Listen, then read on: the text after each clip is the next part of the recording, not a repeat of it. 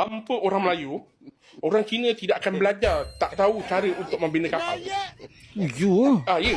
Orang Cina kalau saya baca buku Linda Schaeffler, Southeast Asia Maritime ke apa, dalam buku dia pasal apa, Maritime Southeast Asia, dia cakap orang Cina daripada zaman dinasti Han belajar cara untuk membina kapal daripada orang Melayu. justru kita lagi maju lah. Dan kita juga belajar banyak daripada diorang, sama diorang. So dia ada interaksi ni kita perlu. Jadi kalau Wakanda, dia tutup pintu dia untuk interaksi dengan dunia luar, bagaimana tiba-tiba boleh maju ni? Jadi Kalau di Madagaskar, saya pernah baca juga Prof, bahawa orang Melayu sebenarnya yang pertama sekali settle down di Madagaskar tu. Yes. Betul. Kemudian baru datang orang tribe dari Afrika. Betul. Kita yang membawa kepakaran teknologi menternak. Maksudnya dekat Lembu. situ kita memang ada teknologi, dah ada idea tu Prof. Lebih awal. Kita Orang Melayu punya, sendiri lah. sebenarnya kita orang Cina belajar membuat kapal ni daripada kita. Dia lebih mundur daripada kita dan tiba-tiba bila kapal kita nak pergi ke sana kan dari China terlalu besar, dia kata nak masuk kelabuhan dia kena parking jauh kat luar dan pergi perahu kecil baru masuk. Dia belajar daripada kita. Jong tu memang masyhur lah. Melayu dah belajar sampai ke negeri China, ke Jepun kan. Rukyu kan ada keris Hantua. Di Okinawa ada Okinawa. real. Hantua dah sampai ke sana. Itu maksudnya menunjukkan keluasan dunia alam Melayu tu sampai ke Bukan keluasan. Kita dah menjangkau belayar jauh dah. belayar jauh tu lah. Mana sama kurang sama dengan Arab. Orang Arab pun maju dulu. Tapi orang semua curi ilmu dia. Maksudnya Orang Eropah kan, orang Greek semua. Dia menggambarkan teknologi kita Prof. Kita dah ada satu kemahiran yang lebih tinggi. Tinggi waktu tu. Lebih relatif kita lebih tinggi. Cuma kita tak follow up.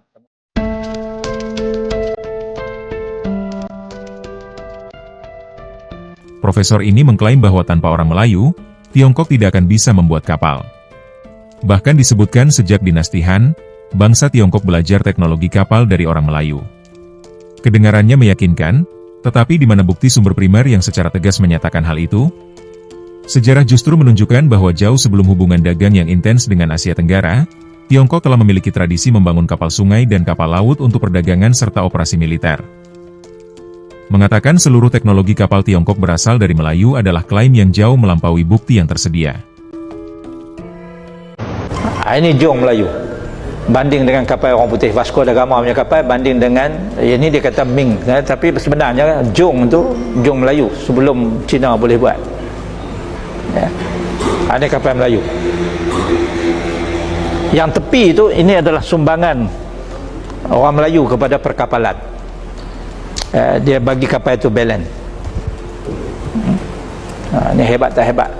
Dulu Rom belajar bina kapal daripada orang Melayu. Sekarang ni pula ada individu mengatakan tanpa orang Melayu, orang Cina tak tahu cara nak buat kapal. Benarkah dia cakap macam tu? Bukanlah nak merendahkan, tapi kalau dia cakap benda tu, cara penyampaian tu pun tak kena. Kalau bawa sumber tu pun jelas mengatakan mempelajari banyak perkara daripada para pelaut. Bukanlah sampai ke tahap 100% Cina belajar cara nak buat kapal daripada orang Melayu. Kapal yang wujud zaman dulu tu bukannya semua guna kaedah yang sama. Lain kali cakaplah pertukaran kemahiran, belajar antara satu sama lain. Ini tidak. Terus dikatakan tanpa orang Melayu, orang Cina tak tahu cara nak bina kapal. Nah sekarang, kita jadi lagi bahan ketawa.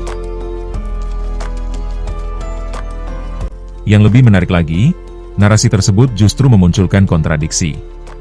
Di satu sisi disebut, Jum Melayu adalah teknologi orang Melayu. Namun di sisi lain diakui bahwa pusat dunia Melayu di sekitar Selat Malaka tidak memiliki galangan kapal besar.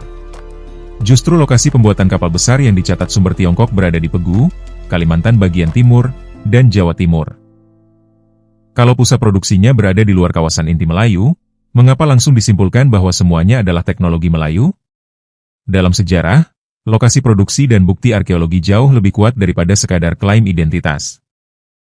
Sebenarnya di antara kapal-kapal besar yang pernah melayari lautan dunia ini adalah kapal Melayu, khususnya kapal yang teranggut jong. Tapi jong ini satu istilah kepada orang kayu yang bermaksud kapal-kapal besar.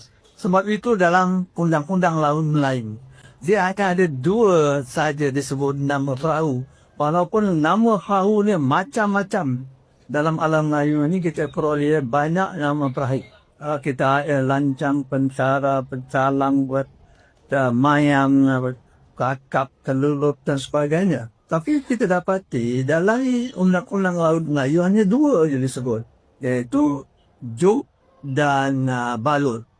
Ini kerana penulis ataupun pengarang penyusun undang-undang itu merangkumkan semua kapal besar orang Melayu dipanggil juk. Kapal yang kecil sikit, umpamanya tiang 1 atau tiang 2 tapi membawa boleh membawa perdagangan ataupun barang-barang perdagangan dalam dipanggil balut. Balut dua itu. Justru itu kita dapati istilah ini hanya digunakan di dalam undang-undang laut.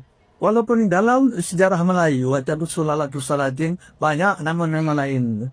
Sebab kapal-kapal inilah yang sejak dari awalnya melayari khususnya Teluk Benggala, Teluk Siam sebelah timur dan juga Laut Cina Selatan.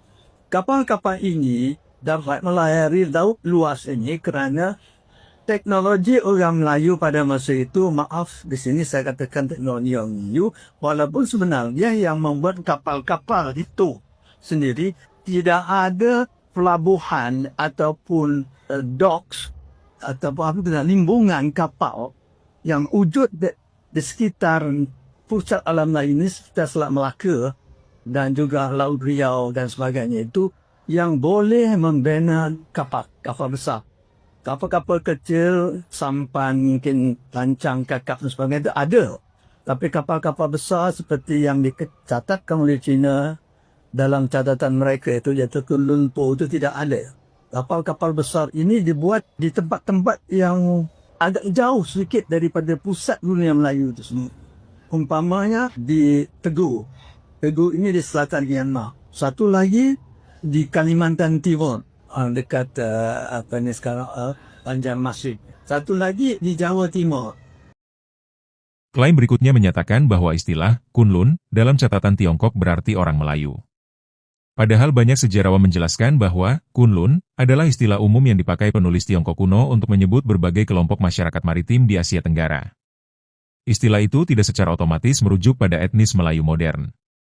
Menyamakan Kunlun dengan Melayu adalah salah satu penafsiran, bukan kesimpulan yang telah diterima oleh semua ahli. Kenapa orang Melayu itu dikatakan hebat? Kerana pernah satu ketika sejarawan China pada abad kedua, dia telah memuji kebijaksanaan orang Melayu, tapi mereka tidak menyebut orang Melayu itu sebagai orang Melayu. Mereka menggelarkan orang Melayu pada ketika itu sebagai Kunlun.